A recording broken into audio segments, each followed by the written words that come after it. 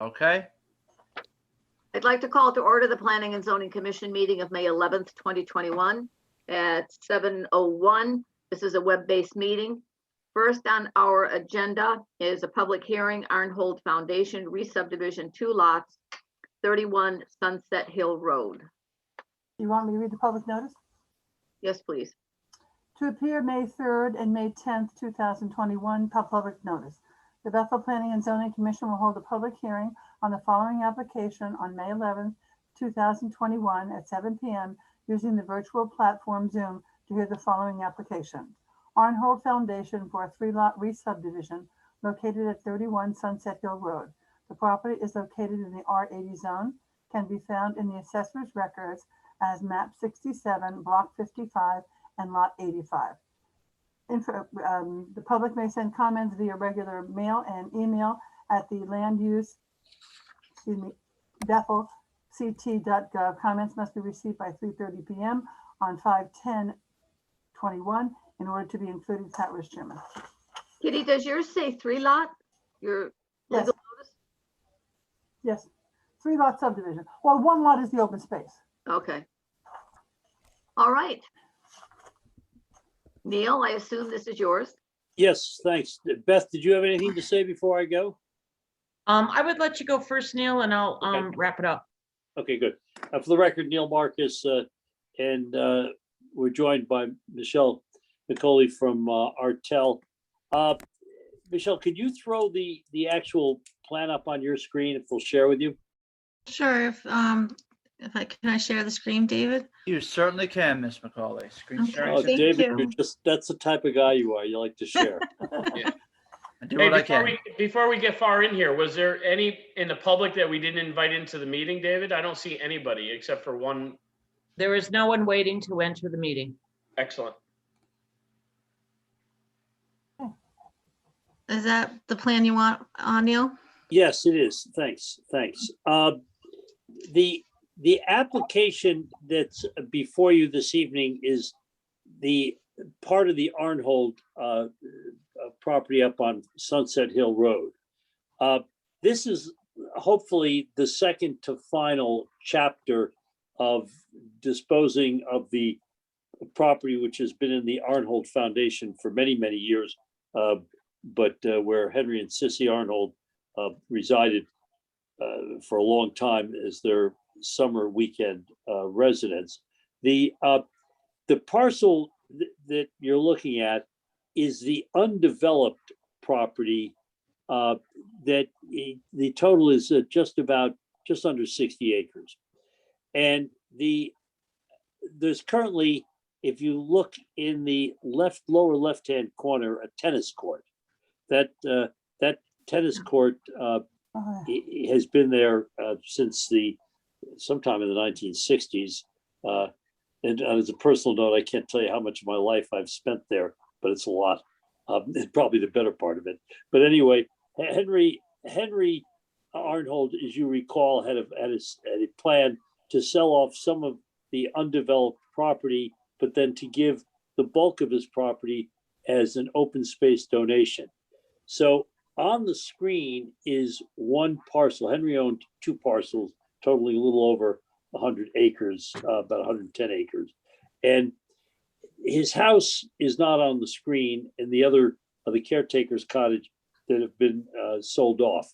But at the bottom of the lot that you're looking at, the bottom being the southerly boundary line, is about 28 acres of open space that has not been conveyed yet and is still in the Arnhold Foundation. The plan is to attach the bulk of the property that you're looking at here, which is really, it's a stream corridor. It's a Wolf Pits brook that goes down towards ultimately down Sunset Hill in the direction of I'm trying to remember which street we are there. Anyway, it runs in a northerly direction, and it basically goes into Huntington Park at the other end. So the idea is we're going to give away the undeveloped land, but to do that, we're going to create a sale of 2 lots. The 2 lots are shown on the, where the pointer is at the northern end along Sunset Hill Road.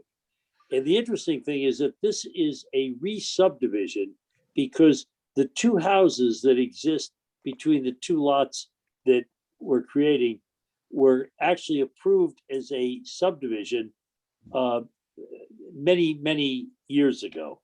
Again, back in the before Henry had purchased it in the early 60s. So for years, Henry never realized that he had a subdivision lot. He considered it to be just an untapped piece of property. So the idea was to cut it into the 2 building lots along Sunset Hill and give the balance of it to open space. Now, some of you know the applicant here actually is the foundation, but also Steve Heitschy, who is going to buy the 2 lots at this time from the foundation. And that's the last transaction that we need to accomplish until we make a donation.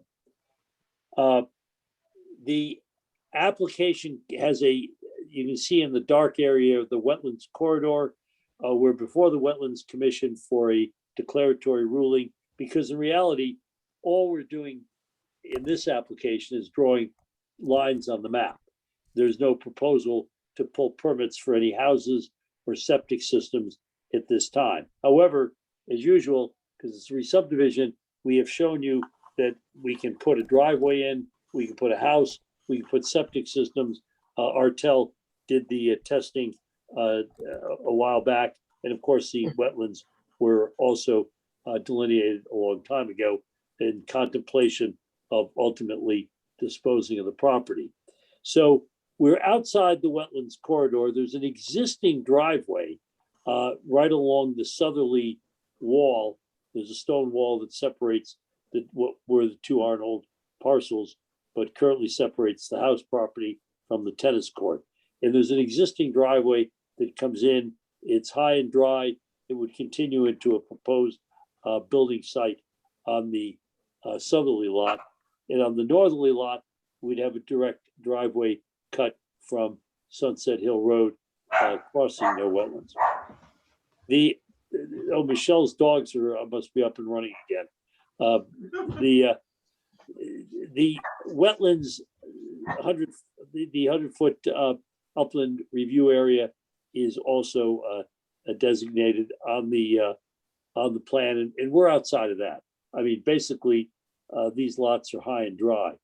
And the interesting thing is, particularly the southernmost lot is set way back from Sunset Hill Road, because there's a stone wall running through the wetlands, actually, parallel to, there are 2 stone walls. There's a stone wall along Sunset, and then if you go back into the site, 100, 150 feet or so, you've got a parallel stone wall that the house would be set far behind. So basically, the streetscape from Sunset will be untouched in reality if there's construction on the southerly lot.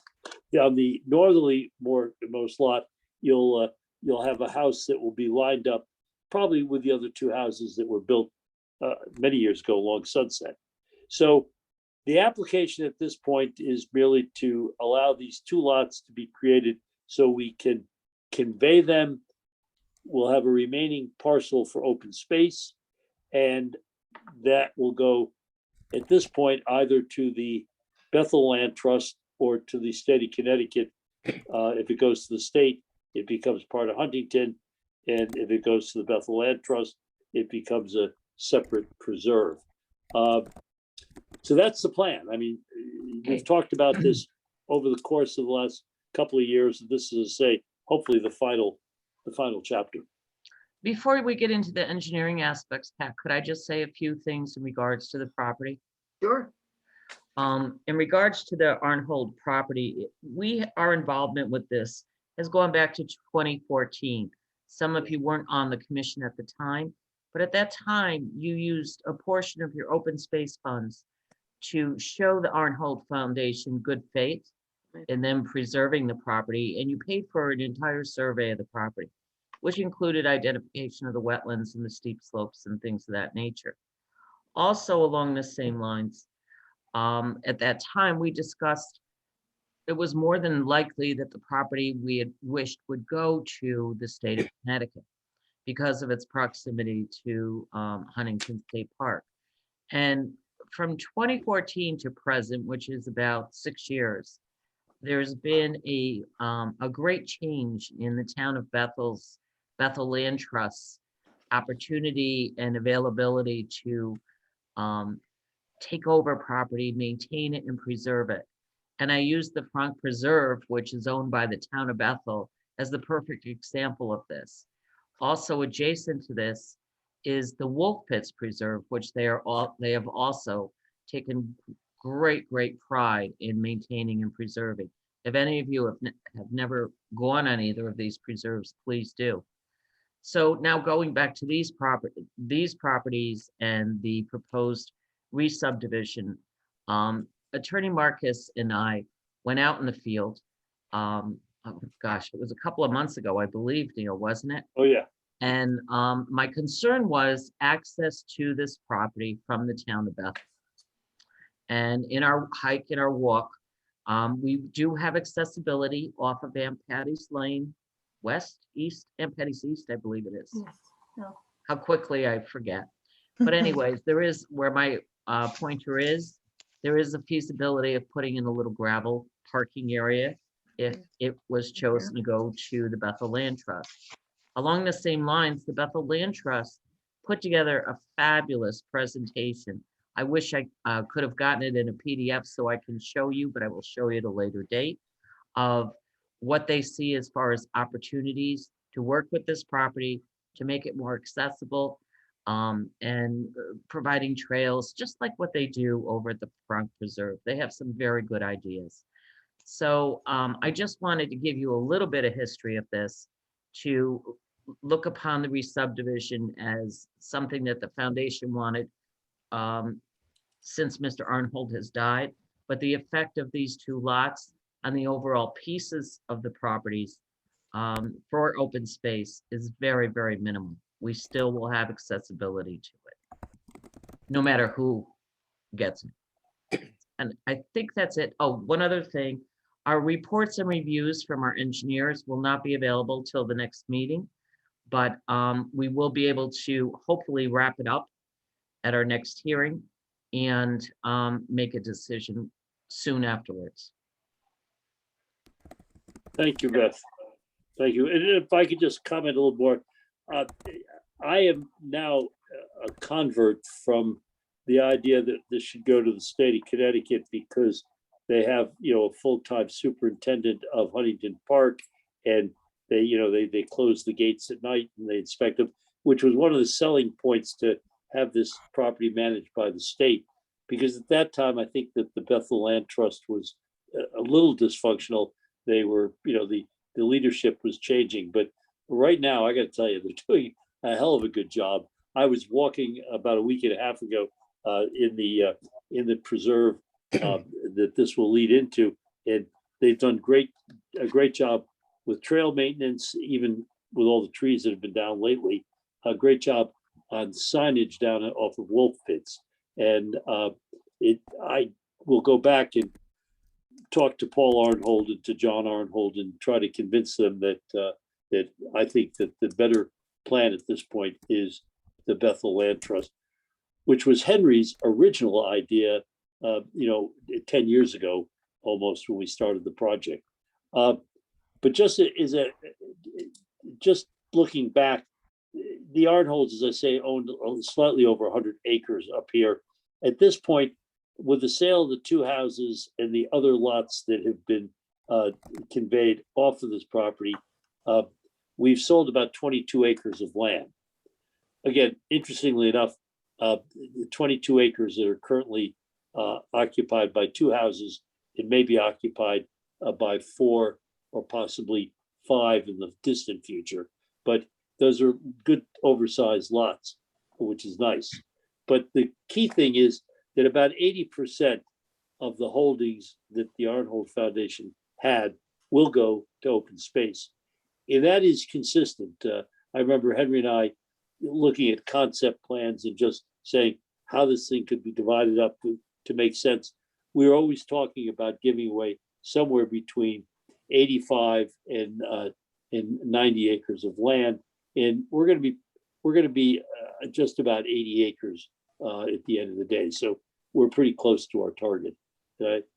Yeah, I think that I feel good about it, and I think we've accomplished what he's told me to go out and do. The only other charge that he gave me was see if you can preserve that tennis court so all my friends can continue to play on it.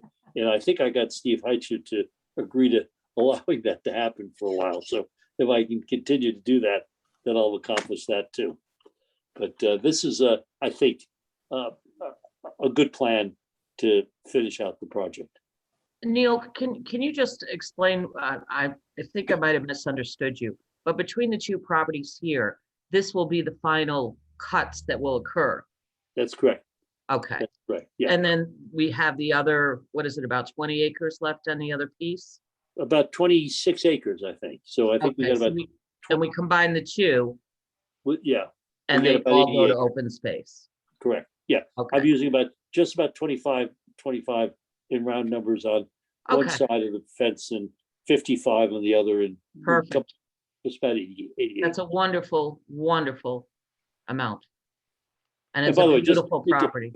to reminisce, years ago when I sat down with Steve Palmer, your predecessor, we were talking about the fact that this open space corridor up there that just goes on in a much larger picture than I had envisioned. He pulled it up on his wall map and, Mhm.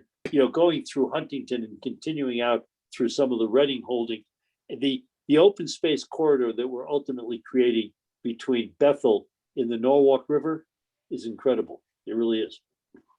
It is. I agree with you. And this will be part of it. Thank you, Neil. That's all we have, unless you have any questions. Well, we have to, as this is a public hearing, is there anyone from the public at this hearing that would like to speak to this application? I think I might be the only non-member here. Okay, I need your name and address, please. Michael Loya, 26 Sunset Hill Road. Thank you. Hey, Mike. All right, Bob.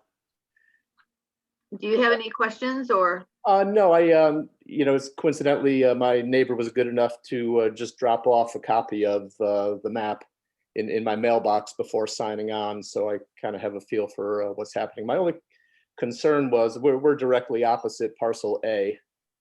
And it's a difficult corner to negotiate.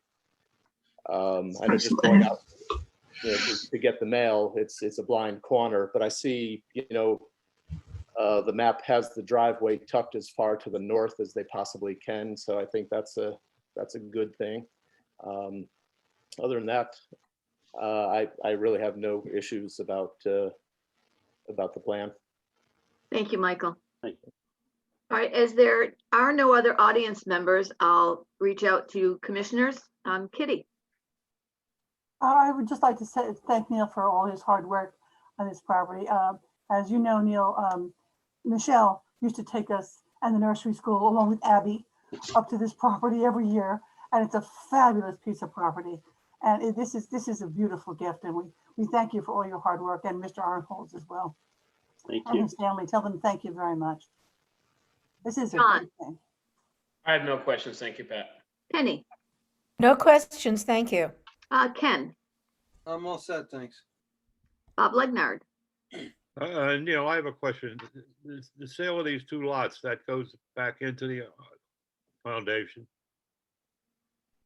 Oh, yeah, it's interesting because Henry, of course, started that foundation, and it's a huge foundation. And by the way, when Henry died, it was a great loss to the Danbury area, and particularly Bethel, because the ties to the foundation are not as strong. I think they still give a little bit locally, but Henry was a much easier a touch because he loved Bethel and he lived there for so long. But the money goes back into the foundation. And the interesting thing is that his grandson, who is a terrific young man, I call him a kid, but Paul is so focused on keeping the money in the foundation or making it available to the foundation, because that foundation really has now a third generation of family members that are interested in continuing the public work that they were doing, supporting the causes that they were supporting. So, you know, it's funny. I mean, they're not, he's a tough taskmaster for me and for Dinas and Michelle to get things done. But you would think that somehow he had a personal interest in he does have a personal interest, but his personal interest is all in charity, which is to me fabulous. But that's where it goes. And at the moment, I'll tell you, from the sales that we've cobbled together, we've returned close to $1 million to the foundation without really doing any serious development work on this property. I mean, you know, years ago, I used to kid Henry. I said, Henry, you ought to raise money for the foundation. I know a lot of subdividers who love this property. And of course, that wasn't his goal. His goal was open space. But the balance that they've created has been terrific. They've returned money to the foundation, and at the same time, they're going to do this 80% set aside for open space. So the problem is, Bob, you asked that question, I could talk about Henry all night because he was just such an extraordinary person. Well, that's what I was after, was that there's a dual benefit to this whole plan. The Yes. foundation is going to benefit, but also Bethel's going to benefit. Absolutely, absolutely. That's all I got to say. Thank you, Bob. By the way, I have no Bob, questions. I got another personal. Every time I go by the Bethel Public Library, I think of how the foundation did a great deed for the town of Bethel. I mean, that's part of it. There's a lot of money they donated. Oh, yeah. All right, again, I have no questions. Rob Stoll. I would actually just want to jump on Neil's bandwagon in terms of the foundation's donation. My beloved Quinnipiac University's library is named after the Arnholds, and they did a phenomenal job down there. Neil, originally the plan showed that these two parcels were connected by a thin strip of land, and I'm assuming that is no longer the plan based on what I see on this map now. That's correct.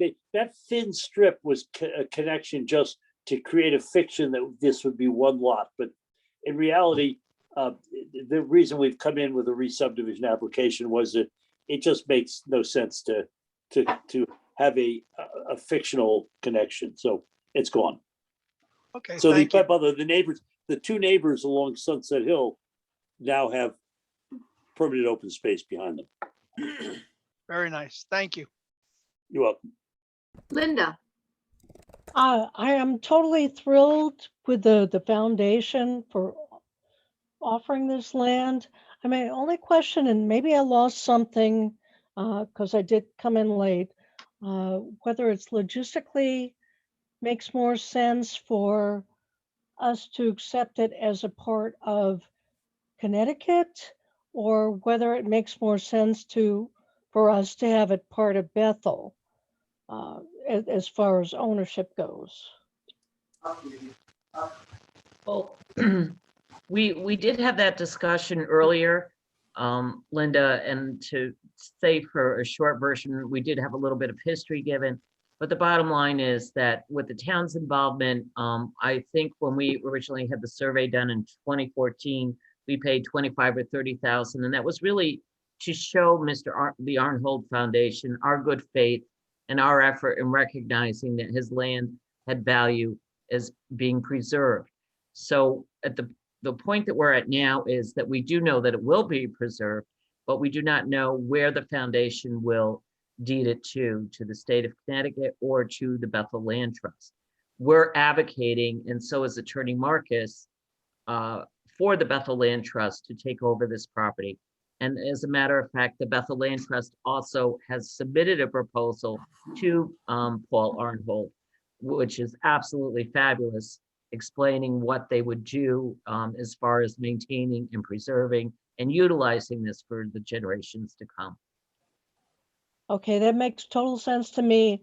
It was just financially, I thought maybe it'd be better for Connecticut, but logistically, I like it better for the Bethel Land Trust. Thank you. Thank you, Linda. Rob Wallace. No, I have no questions at all. Contiguous open space is so important. So this is a great asset to the town, or can be. So great stuff. Okay, any other comments from any commissioners? Mm. All right, hearing none, we will continue this public hearing to May 25th. Is it the 25th, Pat? I don't have my calendar in front of me. Yeah, the 25th Yeah, is our it's next the one. 25th. Yes. It's the 25th. Thank you. You're welcome. All right, moving on to our business Thank meeting. you. Thank Neil. Yeah. Excellent.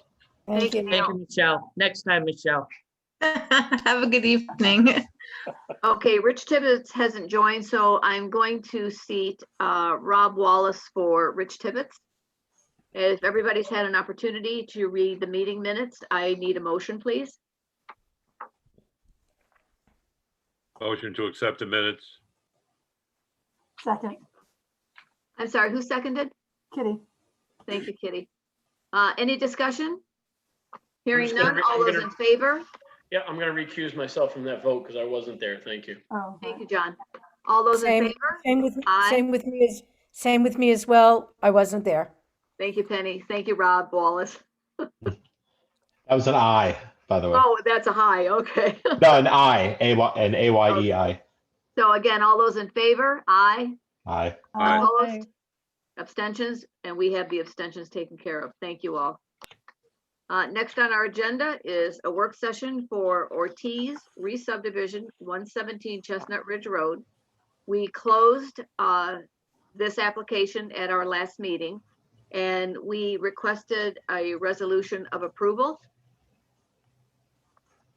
I'm hoping everybody has that copy. Yep. All right, I need someone to make a motion for the approval and read it, please. Okay, I'll do it. It was resolved to approve the application for a 2-lot subdivision of land pertaining to a 2.654 acre parcel located at 117 Chestnut Ridge Road in the R20 zone, as shown on map entitled Re-Subdivision Map prepared for David Robert Ortiz and Tamir C. Ortiz, 117 Chestnut Ridge Road, Bethel, Connecticut, dated August 20th, 2019, revised March 10th, 2020 by Zachary S. Rapp, LS, Connecticut license 70420, with the following stipulations 1 through 6. Reasons: the commission stated upon its record that the development of the proposed re-subdivision and its improvements will not exert a detrimental effect on neighboring properties or the surrounding district. The plans are in substantial conformance with the subdivision and zoning regulations of the town of Bethel. Thank you, Kitty. Second. Thanks, Bob. Is there any discussion? All in favor? No. Aye. Aye. I. Aye. Abstention? Motion carries. Thank you. Moving on. Oh, planning and zoning official report. Okay, I have a couple of things just a few things to talk about tonight. One is, I'm trying to share this. Are you guys gonna be able to see this, do you think? Yep. I just And we can see it. Yeah, practiced we're already. watching your shared screen right now. I practice. But be careful. Oh, I saw that. Yeah. Okay, so first of all, what I want to talk about is public notice, things of that nature. There's been a lot of scuttlebutt through the town about the Planning and Zoning Commission, this, that, and everything else, like we're some kind of a secret society or whatever. I want to bring up 2 points to you all that you can share with your neighbors and your friends. Number one, during COVID, when we have done legal notices and posted them on the town of Bethel website, we always have a link attached to that legal notice. and you click on that link and you go and you can review anything pertaining to an application. No, it's not. No other town in the surrounding area has done that. Now, when we go back to full force and we have to start publishing legal notices again, guess what? They're going to be very, very minimal in the newspaper with a direct comment telling them to go to the website, follow the link, and they'll be able to see everything they care to see about an application. Now, I think you will notice, not so much you all, but other land use commissions, you're not having the participation that you would have expected during COVID. That is because people are looking to see what it's all about. They find out what it's all about, and they're not as concerned as they would be during normal times and just reading about it or hearing about it through other facets of communication. So I'm going to continue to do that. Number two is we've had some discussions, and I believe it's more so with one or two members, about how do we get people to know that there's something going on a particular piece of property. This was something that I had worked with TriStar Graphics here in Bethel. It's a lawn sign. You take a lawn sign, you say there's a public hearing, the date and the time, you give them our phone number and our email address, not Facebook, not the first selectman's office. But if you want to know what's going on with a particular piece of property, this is the best way for you to find out. Lawn signs are very inexpensive. I think we can get, they're like $15 a piece. You get a permanent marker, you put in the date and the time, and you post it on the front yard or whatever's going on. This would be applicable, I say land use with the town seal, because I don't want to have it, Inland Wetlands Commission, Zoning Board of Appeals, and PNC. You keep it generic, then I can order 20 signs at a discount and use them over a period of time. Mhm. So what do And you are all you think? thinking, are you thinking for any public hearing from an accessory apartment Yes. to a re-subdivision? Okay. Absolutely. Anytime we great do public idea. hearing. It's And another the- way to the- communicate and be transparent. You are very transparent, in my opinion. Right. Yeah. I think it's a fabulous idea. These are temporary signs, so they would meet our regulation. That's right. Please. Yeah, it's a shame that we have to do it because I I personally do not like these signs. Just as far as the streetscape. Absolutely. But we've got to do what we've got to do. Just a question: could we add a QR code to that where it would just take people directly to the website? Also, I like that. David what did, they contact? I would say David did mention that to me.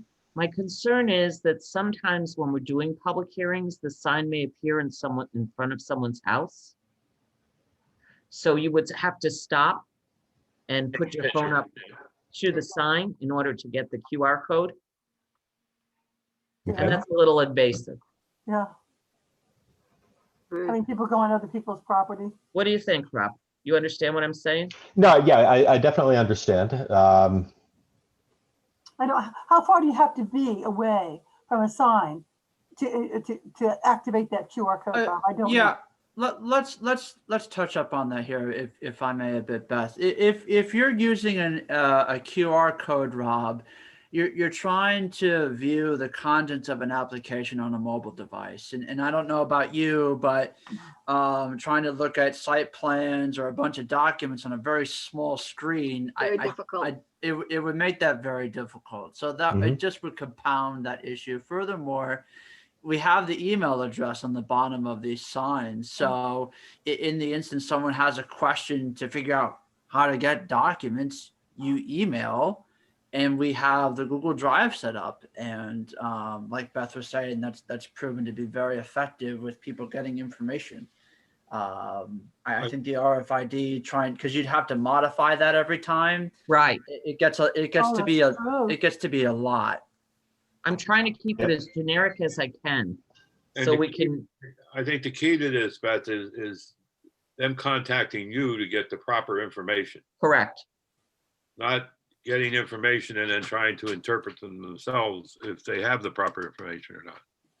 We've noticed over the last 14 months with COVID the use of the internet is just incredible Oh, yeah. in order to communicate properly with people. And I will tell you, people love not having to come into the building.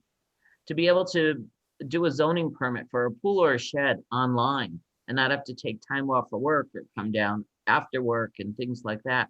They really enjoy doing it. Nancy's worked very well with the communication process. Now, also, the other thing is, we do have a permitting system that will be going up online. The zoning permit will probably be going up in the next 2 months. Oh, Now, wow. granted, that is just for zoning permits, not the land use commissions. The land use commissions, it'll be a long time if that occurs. But, and again, it's another opportunity because really of COVID that we're able to do a lot more electronically. I'd like For the to future. second what Beth is saying, in that, when I talk to people and they say, I'd like to make an appointment to come in, and I say to them, you don't need to make an appointment. Do you have access to a computer? Oh, yes. Then let's do this. And then I walk them through whatever is necessary. And I have to say that people are thrilled with it. And, I'm the first person who gets these calls.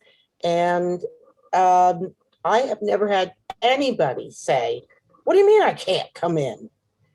I've never had anybody say that. They're thrilled that they can do it all electronically. One thing as far as placement of signs, we will be placing these signs and we will be removing these signs. Mhm. So they will not stay there on a For permanent months and basis. months on end. And keeping them all updated. That was going to be my next comment is if you have 20 of these signs and you have to change it for every meeting, is that really No, feasible? we are not, no, we will not be changing it for every meeting. We will Okay. only do it the one time as the legal notice states. Okay.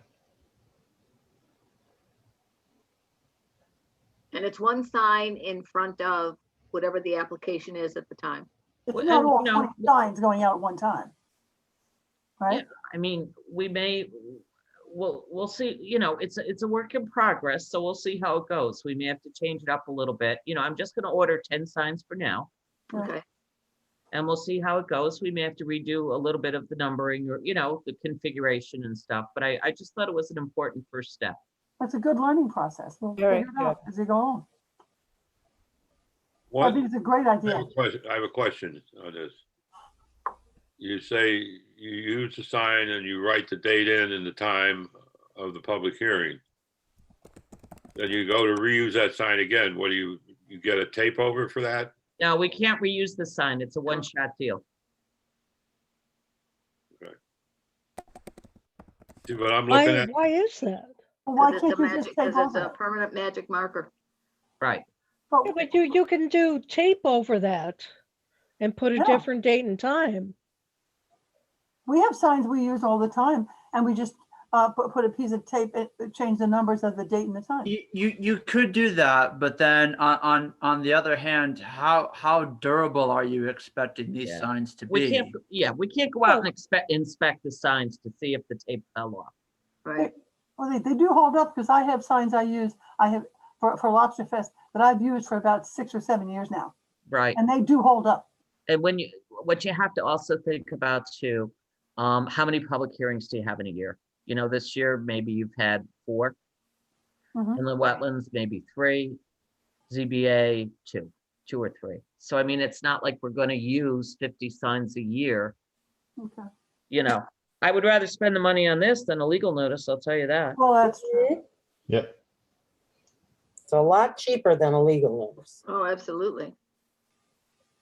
I think it's worth a try. So I just wanted to run that by you. More David's gonna run it by wetlands, we'll run it by ZBA, and we'll see what happens. totally And agree with Facebook will be interesting to see what feedback you get once these signs are seen by the public.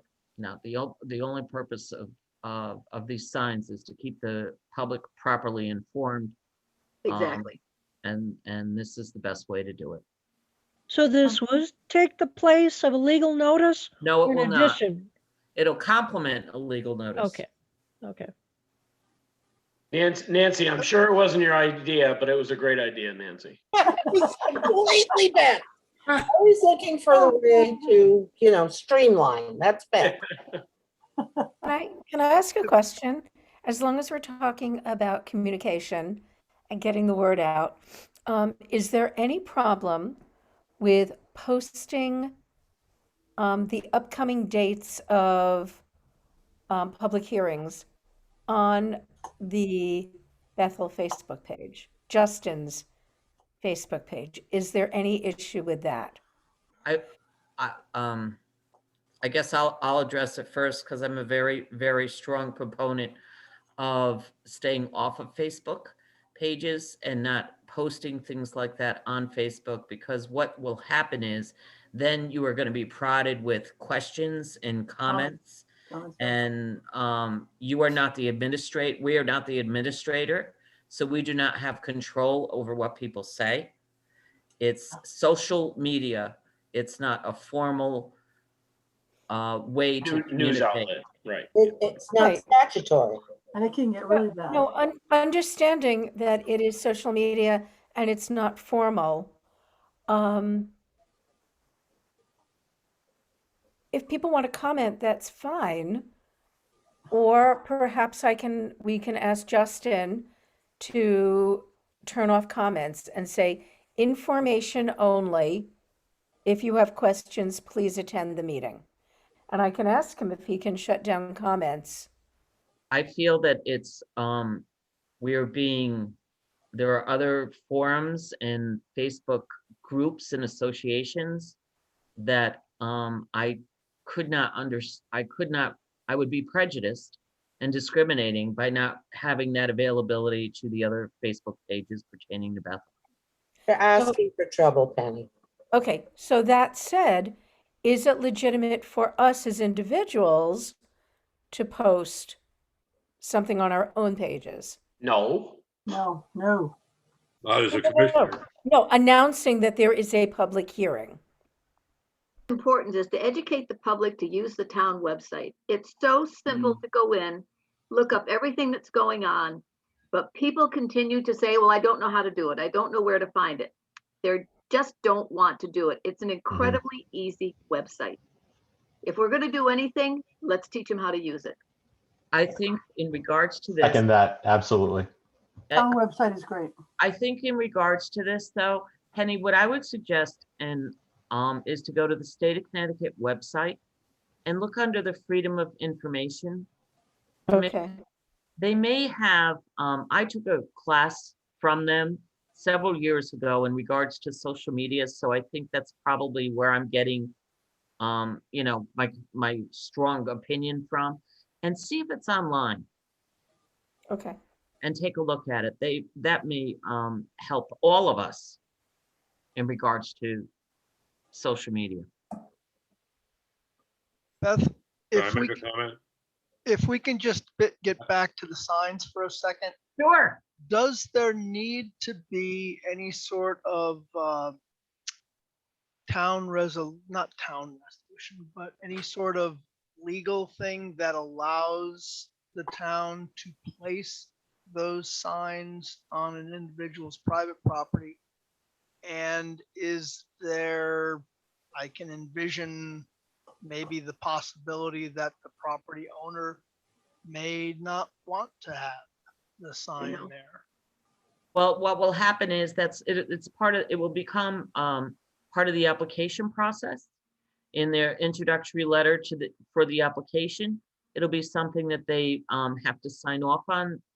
And they are the property owner. They're the ones that are coming to a land use commission with a request, with an application. Okay. And they will have the we'll right just to make say it no. part of the guidelines, part of the rules. Yes. Okay, no problem. And all of the abutting property owners already got certified mail to a public hearing anyway. Correct. Exactly.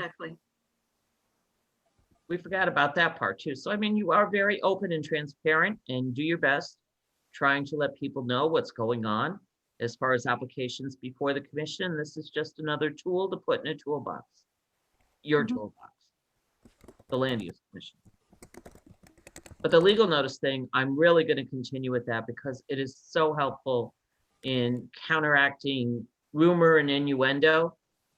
People just going right to our website, clicking on the thing, looking at the app and counting lots. Oh, there's 2 lots. Oh, it's not Yeah. 50 lots. Exactly. You know, it's very, very helpful. And I'm going to continue doing that one way or the other. Right, Great. that's a great idea. Okay, that's so that's it as far as that part that I wanted to talk to you about. The other one item, and I cannot recall if I told you, but it is official. The grocery store that's going into 271 Greenwood Avenue, the former Hub Shopping Center. Oh, what is it? It's called La Placita, Placita. Oh, You can Oh. find them. There's one in New Jersey. There's a few in New York, mostly in Westchester County. And it is an international grocery store. Huh, Bakery, deli, La Placita, La Placita. Yes. Placita. We just signed off on their zoning permit today. excellent. I'll have to go on the web and look at it. Yes. And that's all I have for you this evening. Thank you, Beth. Great. Any commission comments? No, I do. But go Yes, ahead, Tom. Kitty. I think you said no, something. no, I have to say, no, I'm fine. So I'm just looking for an update, Beth, on Route 6. And I apologize, I don't know the address, but it's the residential development that we approved several years ago, and the elevator shaft is in the middle. Oh, the farm, And then the farm, The Yeah, farm. across from Okay. Armando's. Okay, and then the other one I'm asking, is there any movement on the Rubino property for the commercial portion of that development? Number one, as far as the farms, it was called the Farms at 36 Stony Hill Road. Right. That approval will expire in October of this year. The property owner is aware of that. Number two, as far as the Rubino property, I do not know of any activity on there at this point. I know of interest. Number three, there is also, over the next couple of months, I will be working with Target on a possible expansion. Excellent. I mean, where? So to the farm, Beth, is that a 5-year Yes. approval that No, it's 5 years. expired? So they started within a year and it's been 5 years already, right? They Okay. started with it, they did get Yes. one extension. Yeah. But, and I will tell you that because I believe we have notified them of the expiration, that there is activity on the property as far as interest by other parties. So you anticipate an extension being requested? No extensions, You don't think they'll ask for an extension? no, Really? not these. I think that there may possibly be a purchase. Okay, so a purchase and a new plan. So they have a new Yes, vision correct. in mind for that parcel. Correct. Okay, great. Thank you. The 5 years is, they have to start within 5 years? No, they have to start within a year and complete it within Complete. 5. And the elevator didn't get completed, so I guess we're off. It doesn't count as a structure. Oh, Any other commission comments? yeah, I don't think so. Nope, Moving on not her. to the public, any public comments? Hi, BJ. Hi, but no comments. Hi, BJ. That's Hi, it. everybody. All right, if I may have a motion to adjourn, please? Nope. Hang on, hang Oh, on. yes, Penny has her Penny. hand up. Go ahead, Quickly question, because I thought I heard it either 2 weeks ago or something like that.